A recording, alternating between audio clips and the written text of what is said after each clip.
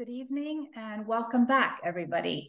For those of you who are joining us the first time, welcome to Plant Forward. Plant Forward is organized by ActAsia's Compassionate Choices Network, and we are a community of 11 organizations across 9 countries in Asia, working to promote sustainable lifestyle choices and responsible consumerism. Plant Forward is our annual event in support of the UN's Global Week to Act for the SDGs to promote sustainable development and sustainable lifestyle. We're really excited to be a part of this global campaign, and we are so glad that you have joined us tonight. Now, as many of you know, a major part of Plant Forward is the celebration of plant-based cuisine, and we talk a lot about eating and food during this event. However, tonight we wish to highlight Sustainable Development Goal number 12, which focuses on the need for sustainable consumption and production patterns. And in particular, this is in support of the 29th of September, which is the International Day of Awareness of Food Loss and Waste. Now, according to the FAO, over 700 million people face hunger each year.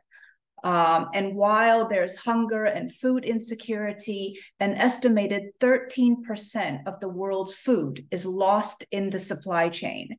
And another 17% of food is wasted in the households, in food services and retail as well. So if we can help to reduce food loss and waste, then we can also reduce production, which in turn would help with climate change and global warming by reducing greenhouse gas emissions. So again, while we love to talk about food at Plant Forward, tonight we would like to focus on the issue of food loss and waste and how we can do our part to support the SDGs by reducing food waste. So I'm honored to welcome our guest tonight, Dimas Prasetyo, known to his friends and colleagues as the man who loves food but hates waste. Dimas is the program manager for community empowerment at Greeneration Foundation Indonesia. Greeneration Foundation is a member of our Compassionate Choices Network, and they are doing amazing work in Indonesia addressing the problem of pollution, to protect the environment. So Dimas will be speaking to us about the science and psychology behind food waste behavior and how we can modify social behavior to reduce food waste in our local communities. But before doing that, I've also asked Dimas to tell us a bit about Greeneration Foundation, because the work they're doing is truly unique and having an impact across Indonesia that we can all learn from and benefit from across Asia. So thank you, and over to you, Dimas. Halo, salam sejahtera untuk kita Hello, semua. greetings to everyone. I would like to introduce myself. My name is Dimas Teguh Prasetyo, as the representative of the Greeneration Foundation of Indonesia.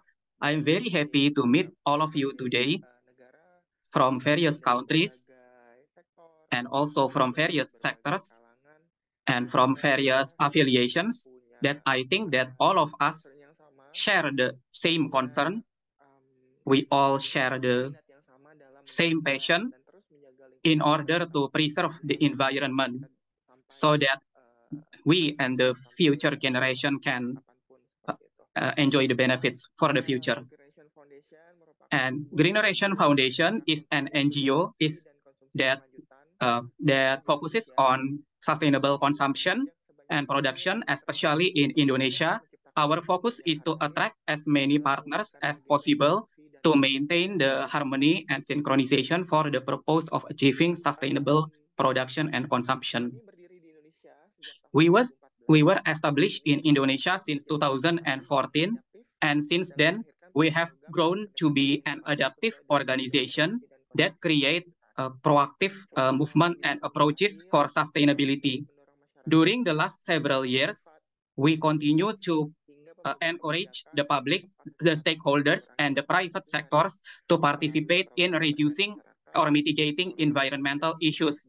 This is done through several communication forum and platform. We attempt to make concrete contributions, especially in terms of improving waste management and to increase the participation of various parties to manage the waste in their respective environment. For the next slide. Oke, sekali lagi, mungkin boleh di slide. Once more, in the last few years, we from the Greeneration Foundation also feel that there are actually a lot of environmental movement. This is a good thing that needs to be appreciated. However, we also found out that there are many environmental movements that cannot continue due to insufficient funding.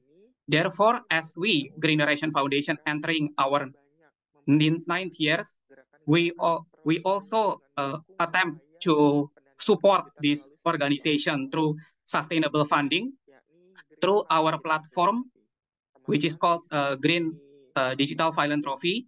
You can visit this platform through our official website. This platform has been started and continue to outreach various participants in order to create sustainable funding for the pro-environmental movement in Indonesia. By promoting the campaign of 10, 10, and 10, GFDIP, we expect this platform to serve as an accelerator in response to the 10 years in the future of environmental issue, and also involve 10 million individuals that will contribute at least 10,000 rupiah, or which is equivalent to less than $1 USD. Also, simultaneously, we also involve various organizations and initiators. We also call these initiators as heroes, as partners in order to utilize the funds that we gather for the environmental activities. When we are talking about environmental issue and other elements that are related, that we also feel as human beings living in this era, there is a lot of issues, there is a lot of concern that we face in everyday lives. Therefore, I would like to invite all of you to see Indonesia as one of the countries that is quite beautiful, in which we in Indonesia also face challenges that we continue to overcome these challenges. One of these challenges is waste management. And for today's topic, I would like to invite all of you to reflect on how small things such as food can actually on one side can be a source of our life, which is essential, but on the other hand, it can also lead to the eventual destruction of the environment and human at the end. I would like to start by at the time I and my friends visit a final waste processing site in Bekasi, West Java, Indonesia. This final processing site store a lot of waste that is not being managed properly in surrounding areas of Bekasi, including Bogor and Depok. It is actually overcapacity, and the elevation reached is equivalent to 5-story buildings. It is also prone to issues. On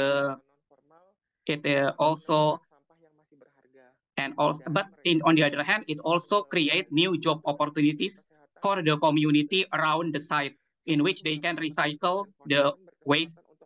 And based on that, I and some of my partners had the opportunity to visit and to climb the waste in the final site. And we are accompanied by the officers, by the local officers, in which the officer also expressed that around 70 to 80% of the waste in the final disposal site actually came from our daily consumption, including food. However, unfortunately, a lot of organic waste has been mixed up with other waste, and in order to sort them out, it requires an expensive technology, which is hard to maintain. When we reach the peak of this waste mountain at this final disposal site, I was reminded of one phenomenon in Indonesia, particularly in West Java, in Louis Gajah. Louis Gajah is a region in West Java. In 2005, in February, this site actually, there was actually an incident in this site, which is a landfill explosion, and this explosion resulted in over 200 casualty people.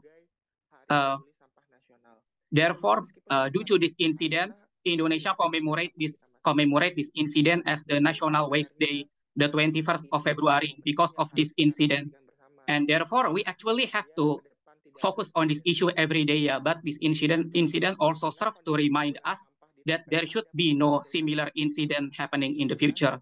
Also, this kind of waste build-up also result in a lot of methane gas, in which methane gas is a result of decomposition of organic waste, in which the methane gas can be twice or even thrice more dangerous than carbon dioxide. And based on this incident in Louis Gajah, we can also reflect on the other cases in overseas countries. We can learn from other countries in regards of a more sophisticated or a more advanced process of waste management. However, we also need to remind ourselves that when we are living every day, we cannot separate ourselves from the process of the waste sorting, especially when we are consuming our food. In which this kind of reflection raise a question in my mind. Is there anything that we can do to minimize this kind of incident, this kind of explosion in the final waste disposal site, and also how to resolve the issue of food waste, in which in the end it will overcome other environmental issues. And in order to answer that question, I would like to offer an alternative solution, which may be quite uncommon actually. I offer a psychological alternative solution, in which this is actually in line with my academic background during the last few years, and also based on my experience in Greeneration Foundation. But before that, I would like you to keep an open mind, think about the condition of food waste, especially in Indonesia. This based on the data, in Indonesia, it is found that food waste is actually the most common type of waste that contributes to total waste in Indonesia. This data also mentioned that Indonesia is actually the biggest contributor of food waste, or the second biggest. And this is in line with my concern stated in the beginning, in which food is important for us, but it can also lead to disaster, especially food waste, especially because food waste can result in a lot of damage, whether environmental or economic damage. Yeah, and we also think that there is a lot of food in one area. However, there is a food emergency in other region, and this is a common issue in the humanity. Yeah, as long as human live, food waste will always be produced. Like, for example, things that cannot be easily digested, such as the orange skin or materials that are hard to be digested. And this also presents one of the challenges to our lifestyle. How can our lifestyle be more adaptive to this kind of issues? And in a more formal terminologies, it is also inseparable. Food waste is also inseparable to the issue of food loss. Yeah, food loss is related to the customer behavior, consumer behavior. It actually occurred at the start of the production and distribution process. And also there are places that correlates with the food waste, in which there are three categories: avoidable, affordable, and unaffordable. Next. As I explained before, I would like to propose a psychological solution as an approach that can respond to the environmental issue. In this case, is a food waste, especially in terms of intervention. Based on the psychological discipline, which studies human psychology, food waste behavior is related to the human behavior while they are consuming something. Food waste behavior can be defined as the behavior of producing food scraps so that they have potential to become garbage or food waste. Food waste, there is several studies on psychological studies on food waste, which involve participants, and the participants reported in one of the studies how they produce food waste and what are the kind of behavior that lead to food waste. And there is also a documentation of this kind of behavior. Related studies on food waste also explain a lot of issues, such as Russell. Russell found that negative emotions and negative habits are the most important predictors for the food waste behavior. Even though negative emotion lead to a higher intensity of food waste behavior, in which a lot of people feel that food waste would result in a negative environmental impact. Yeah, if someone already has that kind of mindset, then they will have the intention, they will have the realization that, oh, for tomorrow I will produce food waste and I will try to prevent that. However, that is not enough because it is not manifested in reality, in which habit is actually the stronger predictor to food waste behavior, because habit is something that is an automatic response which is internalized because of repetitive actions. Because the repetitive actions condition us, and people who are committing in food waste behavior is not being punished, is not being advised by anyone else, and this led to the some kind of food waste culture or habit. Food waste behavior is also caused by other predictors, which result from the individuals themselves, such as a highly motivated individual who are highly motivated to reduce food waste can manage their own needs properly and also have high awareness toward the environment, and also have the ability to judge their negative food waste behavior. It is important, this kind of internally sourced motivation, because in the end we will have the awareness that we should not produce food waste behavior. Also, love and positive enforcement from our own family also result in positive behavior. Some examples of this are in families in Asia, in which some of the families have children, and they feel that giving too much food to children and result in a waste of food, it is actually considered a form of love language. So this is actually in the end, it would actually lead in a food waste behavior, because they give the children too much love and it is not managed properly, and the food will expire and will become waste. And then, based on other studies, it is also found that ideology also played an important role, leading to food waste behavior, in which altruistic ideology, or which cause people to help other people, it would also lead to increase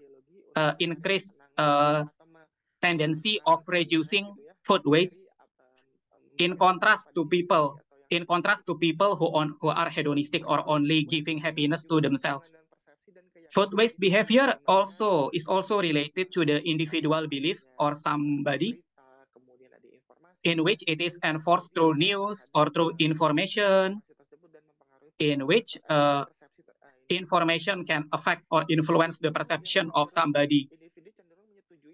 Individuals who agree that food waste does not negatively impact the environment, yeah, like for example, they are influenced by hoax or by fake news, it would also lead to the behavior of individual who are influenced by such news, and it would become a common behavior or a common habit in their everyday lives. This become a habit because there is no effort to look for the facts, for the correct information, and therefore it become a negative daily habit.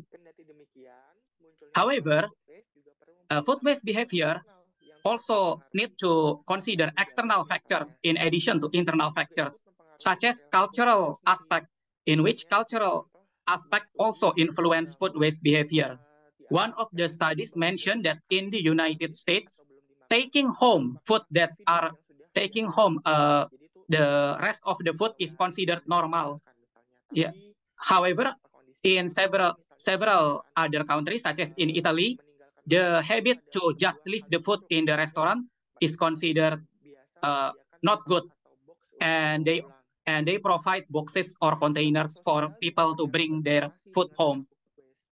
And also social norms is also related to food waste behavior, in which social norms is, for example, a set of rules and regulations that serve as a guideline for people. Like, for example, the presence of other people can impact our behavior. Oh, there is someone around us who is not who is taking their food home or is not disposing the rest of their food. That would influence us to do the same thing. In which this would if we observe other people around us, we tend to imitate their behavior. Food waste behavior can manifest whether consciously or subconsciously. Therefore, food waste behavior can be imitated even though we don't realize it. We observe our surroundings and we subconsciously imitate the behavior of people around us. Food condition is also an important factor that influence our food waste behavior, whether we would dispose our food or not. Like, for example, the appearance, the color, or the proportion of the food itself. Sometimes the food that we receive does not meet our expectation, like it's already expired, or it doesn't look appealing, or it's not, or it's already cold, or we ask for certain temperature, but it's not on the temperature that we want. Therefore, we have the control to reject that food and reject this result in food waste behavior. And based on the studies, basically food waste behavior is caused by internal and external factors that we need to be aware of so that we can anticipate this. Dear ladies and gentlemen, in 2011, I have conducted a simple study involving several associations in Indonesia, in which Indonesia has a collective culture, that I can say that we really like to conduct various rituals such as marriage ceremony. Marriage ceremony is in Indonesia is traditionally a big event that invites a lot of people to eat together in a large venue. And in this kind of marriage ceremony, in this kind of marriage party, this usually considered by people as a sacred event that is mandatory. However, in this kind of situation, because of the process of people consuming food in this kind of event, this also result in potential food waste. In order to be able to provide this kind of insight to stakeholders and to event organizers and to the people who are conducting marriage ceremony, I'm thinking of finding out for a marriage ceremony, for marriage ceremony to become a potential place for food waste, I would like to know the reason why it become this way. Why marriage ceremony lead to food waste? And as a result, based on my interviews with several people in a marriage ceremony, I found out that there is a role of significant others, such as friends or parents or people who they observe, and these significant others serve as a guideline for behavior. Like, for example, I see my friend taking a lot of cakes, taking too much cakes, excessive cakes, and I also duplicate or imitate their behavior. However, when I ate this cake, this is not delicious enough for me, and this result in food waste. Therefore, the role of people, close people to us, can actually lead to the potential scenario of food waste. In addition, the appearance of attractive food can also be a boomerang, can also be a double-edged sword for people who want to try out the food. Like, for example, some people realize that, oh, this food looks attractive, yeah, the color is very appealing. However, when they taste the food, it does not taste as delicious as they imagine. And as a result, this food became waste. Next, in order to reduce the amount of food waste, there is a hierarchy that we use to reduce food waste or to manage food waste properly. There are several relevant steps in which prevention is the top step, is the top approach, is the top most recommended approach, and disposal is the least recommended approach, least recommended step. Yeah, there are several ways, yeah, like for example, composting, recycling from food waste. Yeah, it is an option. However, we also need to refer to some of the studies in which composting can potentially lead to negative environmental impact by releasing methane gas to the atmosphere, because it is a long process for a lot of days. And this hierarchy of recommendations also convey to us that we need to prioritize the prevention above everything before the other options, until disposal as the bottom option. Yeah, even though I also know that everything needs process, because our mindset still think that in this pyramid it is actually reverse. Yeah, we actually focus on disposing instead of preventing.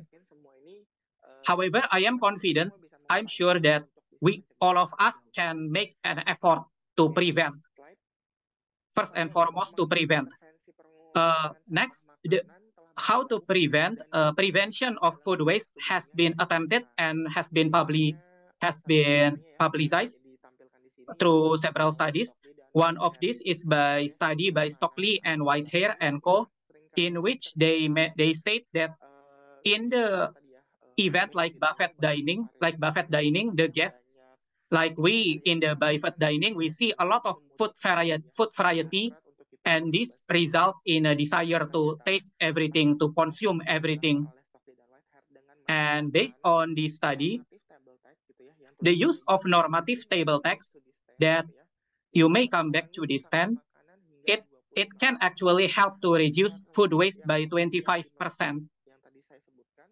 And this kind of name text can be a descriptive norm, in which, or injunctive norm, in which can take over as the norm that applies in the buffet dining place. And this kind of norms can be combined or can be used for the purpose of reducing food waste. The use of this sentence, this narration, you may come back to this 10, which is used in the buffet dining, it actually communicate the roles. Yeah, you are actually allowed to take food more than once.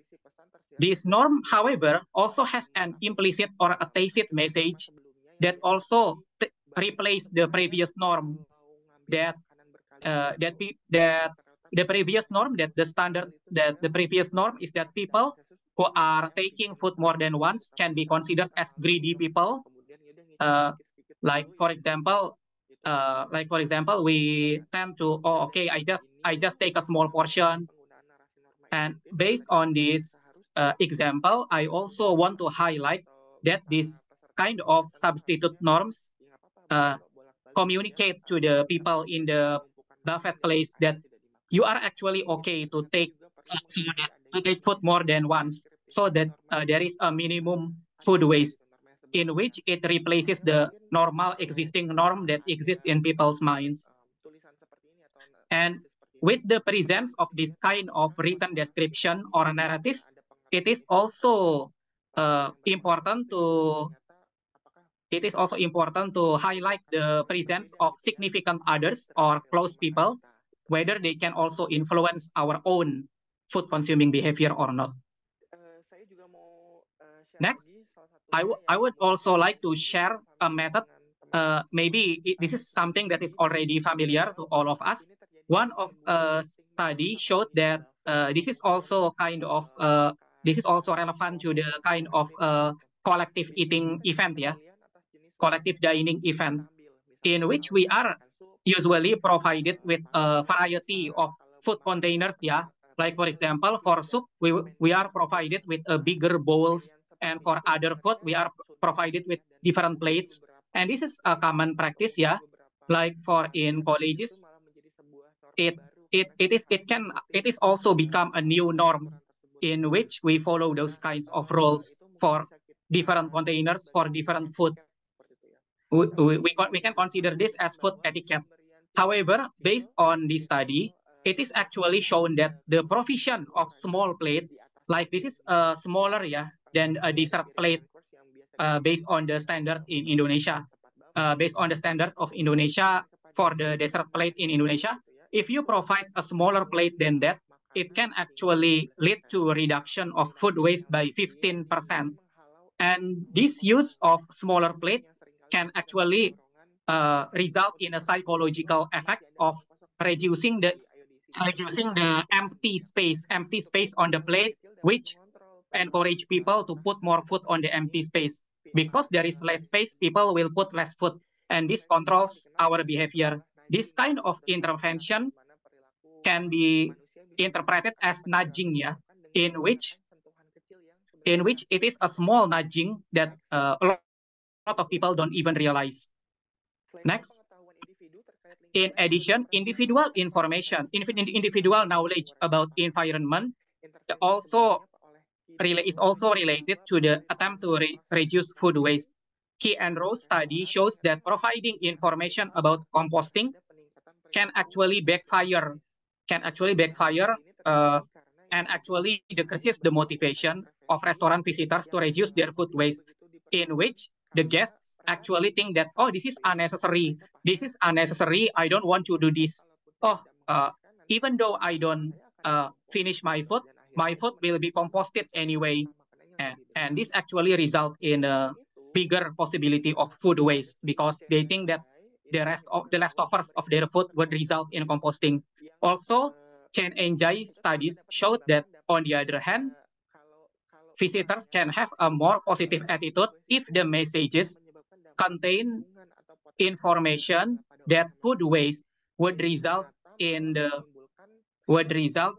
fine toward customer, in which it is successful. Actually, it results in a food waste reduction behavior, in which customers can feel that they can be directly impacted, if they produce food waste or food leftover. And also, there is another study that is in line with these previous studies, in which individual with high knowledge, high environmental awareness will also respond positively to positive environmental message. In contrast, people who have low environmental knowledge or awareness would result in a next. In 2019,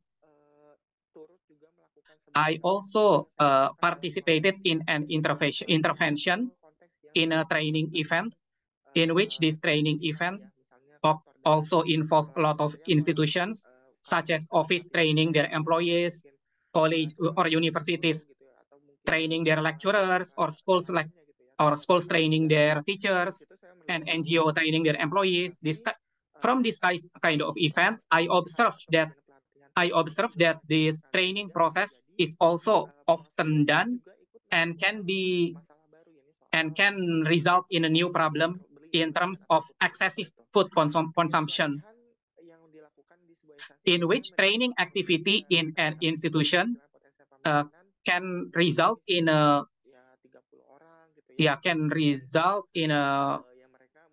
let's say 30% of people who realize that the food is not good for me, and in which the people have their own self-control to not finish their food in this kind of trainings. And based on my study in 2015, I found out that the potential food waste from this kind of training events, like let's say it has the scope of around 30 people, it would result in a lot of kilograms of food waste. And this looks small, but it will accumulate at the end. And another factor is that food waste, the food that are not being consumed, is actually still proper for consumption. Like it is not being contaminated with another food yet. However, because it is already mixed up with other packages or container of foods that are already mixed, some people may consider this kind of food as unfit for consumption. Because there is no education on this kind of issue, this become it is a concern that it would become a normalized thing, yeah, to have a lot of food waste in this kind of training event. Therefore, based on that, I try to conduct a specific kind of study. Based on this kind of baseline study, I gained the insight that, actually there are factors such as advice. It is necessary to have advice or to have a socialization message for food food waste issue, or there should be a container or there should be a place to keep food that are actually still fit for consumption. And based on these findings, I compare the result between the groups that are being intervened and the other group that are not being intervened. And based on this comparative study, I found out that majority of the people or majority of the people involved around the training sites, they actually agree to reduce food waste from this event, and therefore there needs to be a movement. There needs to be an intervention movement through the addition of injunctive norms. And I also add a food saving box or a food saving container in which the people can place food that are actually still fit for consumption. And this results in a certain percentage of a reduction of food waste. Based on this condition, statistically, I admit that and the change is maybe not that big. However, this can serve as a positive trend that can be replicated in a training event that are very often conducted in various places. I also would like to appreciate the cleaning service staff that also helped me in conducting this study, in which they also take action to consume the food or to share the food or to share the excessive food to their family or to their peers. This kind of intervention lasts for several months actually after my intervention study action, and this also results in a positive impact for the cleaning service or the janitors because they gain a lot of food that are still fit for consumption. There is a global movement, that is called Think, Save, and Eat. It is also quite relevant with the kind of intervention action that I initiated, in which they also conducted descriptive norms in combination with injunctive norms, and in this kind of framing, which results in a positive contribution to the reduction of food waste behavior. And I have published the findings of this study and this intervention action in the official website, as you can read. And lastly, I would like to say, to conclude, that food waste needs to be prevented as early as possible through self-control, social norms, and habits to prevent food waste need to be created, in which we can also modify, we can also make efforts to ensure that our surrounding environment, we can, through psychological means, we can actually do this kind of effort to reduce the burden on the environment. I think this is the kind of offering that I can do, and there needs to be a context that it can be locally adjusted according to your countries or to your area's context. It is adjustable to the context of your culture. but the general purpose is the same to reduce the food reduction. That's all from me. I would like to return the floor to the presenter. Thank you very much. Thank you, Kak Dimas. Is there any question, Joy, that you would like to send to us on the chat, maybe? Oke, jadi tadi Kak Dimas udah banyak ngobrol nih ya terkait sampah makanan di pertemuan-pertemuan besar gitu. Gimana sih caranya kita bisa mengurangi sampah makanan di Okay, so rumah? the question is about you have talked a lot about food waste in large gathering. How can we prevent food loss at home? Okay, it is a good question and also very interesting question and also very relevant to what we are doing daily. Mencegah sampah makanan atau terjadinya food loss atau food waste. How can we prevent food waste or food loss from our home? As I mentioned, based on some of the studies that I found, there is actually a lot of influence from the close people or people who we consider close in our neighborhood or our own home, like parents, siblings, uncle, aunts, grandparents, in which we interact closely with them every day. And this kind of influence from these people would also can also potentially result in food waste behavior.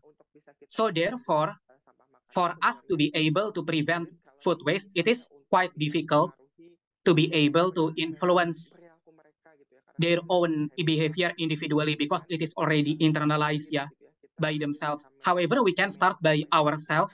We can manage our own needs based on our own needs, and we need to have the courage to reject excessive handover of food from the others in our home. Like we need to say that no, this is too much for me, and we would also participate in order to prevent excessive purchase of food, and therefore we can also influence. But based on this behavior, based on this action, we can hopefully inspire our siblings who see our behavior, and we can also convey relevant information on food waste to our family. Like for example, we send them news or correct information or facts about how food waste can result in negative environmental impact. And we can also make a small experiment, Like for example, I do this in my own home. I create my own food waste containers, and I let the waste mix up, the food waste mix up with other kind of waste, and in which it is not sorted, and therefore I let this for a few days. I let this container condition for a few days, and I ask the people in my house, can you smell the waste? It is not good, right? It is very bad smell, and therefore I follow up by saying that okay, let's make an effort to not purchase excessive food. Let's try to reduce unnecessary shopping. Let's make a specific list for this week. We would like what food we would like to eat, what food we would like to purchase. Let's make this specific, and therefore by influencing the people closest to us, we can have a positive result. Also, the other option is to manage the food properly, food storage properly. So in order to preserve the food for a long term, like for example, we can also read a lot of fun facts. There are a lot of simple fun facts on how to maintain, for example, rice crackers.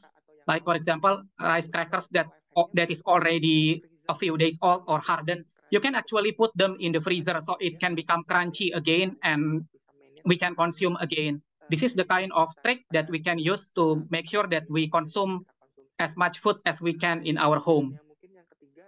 And the third option is that maybe every day we also have issues about food waste. It is very difficult to reduce it to zero because there is several types of food that we cannot consume because the quality of the attribute of the food itself.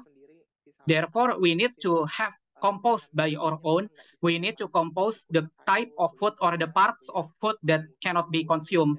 Like for example, food skins, or we need to start this process from our own home. So this would at the end result in a lesson burden at the disposal site, at the waste disposal site, because we already compost by ourselves. I also see in several other countries, they have sophisticated technology that they can destroy food waste more quickly and more efficiently through some kind of food processor. And this would result in a better food waste decomposition process. I think that what I can provide as a possible solutions that I also practice in my own home. Thank you very much for the question. Terima kasih juga Kak Dimas sudah dijawab. Is there any question? The second one, apakah kita bisa bekerja sama Question dengan 2, how can we work with restaurants to persuade them to provide smaller plates? For example, customers might feel that they are not getting value for their money if they see smaller plates, and they might prefer to go to the buffet that gives bigger plates. Then the good restaurant offering smaller plates might go out of business. Have you worked with restaurants on this issue? And how have you persuaded them to provide smaller plates? Teman-teman pebisnis ini untuk bisa menyediakan piring yang lebih kecil di restoran mereka. Ya, menarik sekali pertanyaan. Okay, it's a very interesting question, and this is related to what I have done in 2019, in which I did my intervention, and based on that kind of intervention result, I have a hope that this kind of intervention can be replicated at various settings, not only training events, but hopefully in business model settings such as restaurants, like for example, providing table signages, providing descriptive norms, new descriptive norms. This is my hope. But honestly, frankly, I have not, I cannot get I cannot turn this into reality yet. And in this context, for providing smaller plates, I think that it is something that is very closely related to the business model of a restaurant. Like, for example, they already have their own methods, their own standard of procedures or SOPs in these restaurants. And based on my research and based on several studies, it is found that there is actually an approach that we can use to offer or persuade restaurants or this kind of culinary establishments to provide smaller plates. One of these possible approaches is that we need to have a trial at first. So through trial or piloting project, we can convince the restaurant owners that this works to reduce food waste. And this, we are back again to we also have to ensure that food waste has been a problem that faced by those restaurants. So therefore, we need to ensure that this is our collective concern, not only our concern or researchers' concern, but it also has to be concern of the restaurants themselves. And for the second option, besides providing piloting project or free trial, the second option is also has been carried out in mini markets, like through their architecture, they provide options that are actually conditioned, that are actually specifically conditioned, such as in a few mini markets, they provide option if you purchase a beverage or a drink in a plastic container, they will provide straw. However, in order to reduce customer behavior of using straws, the straw is actually placed at the far side or at the corner of the mini market, or a place that's difficult to reach, that is place that is not easily accessible. Therefore, people will have less tendency, people will be more reluctant to get the straws for themselves, because the psychological effect, it result in people feeling lazy, because at the end, they will not use the straws. And by adopting this kind of approaches in restaurants, we can try to not replace their own SOPs. Like, for example, the restaurant SOPs, they already provide big plates and straws. However, we can control this kind of environment by placing the bigger plates in a more difficult place to access, or placing these plates in a place that are harder to reach by consumers. It can also be an option. So we are not replacing their SOPs, but we are providing option for customers to choose the smaller plates instead.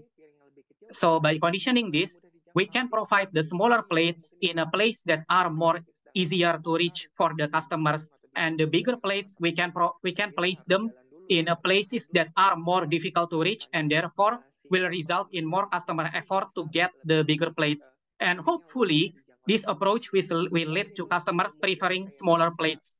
I think that's those are the options, yeah, that we can offer to the restaurants that can be a potential partners for us in the intervention. Yeah, I think that's all. Fine. Kak Dimas, boleh di wrap up, ditutup ya, dibikin kelasnya. Thank you. Okay. Yeah, from me personally, I will conclude that food that is an important source of life for us, but we need to realize as well that more access to food can potentially lead to huge impact to the environment, specifically food waste, which is a result of our improper management or behavior in food, in consuming food, therefore result in a burden to the environment. We need to realize that when we are consuming food, there is an implication to the environment. And therefore, after realizing this, we can be more wise, we can be more considerate in, like, for example, picking our proportion of food, and how can we influence other people in healthy food behavior, and therefore we can prevent negative impact to environment. And just from the food that we consume daily, it can result in a huge impact. That's all from me. Thank you very much. That's all for the recording today. Thank you so much, Dimas. That was very interesting and so helpful. I'm sure everyone in the audience watching tonight can think of recent situations where we've been to parties, weddings, even training events at work where food has probably been wasted. And in fact, next week, all across Asia, many people will be celebrating the Mid-Autumn Festival. There are also other holidays around the same time across Asia. So this talk is a very timely reminder to all of us that as we enjoy our food, we should also do our best to reduce food waste. Thank you again so much, Dimas, for your time tonight. And now, as I draw the session to a close, I just want to extend an invitation to everyone for this Friday and next Monday. We have 2 cooking shows lined up. So this Friday, we will be joining our Compassionate Choices Network member in Korea, where we will learn how to make a traditional rice cake, songpyeong, which is eaten for Korean Thanksgiving next week, much like mooncakes are the traditions for Chinese Mid-Autumn Festival. So that is coming this Friday. And then next Monday, we will be welcoming back Chef Nana from Japan. And she will be hosting a special cooking show all about miso and the many uses of the versatile soybean. So please do join us. We look forward to seeing you again then. Thank you and good night.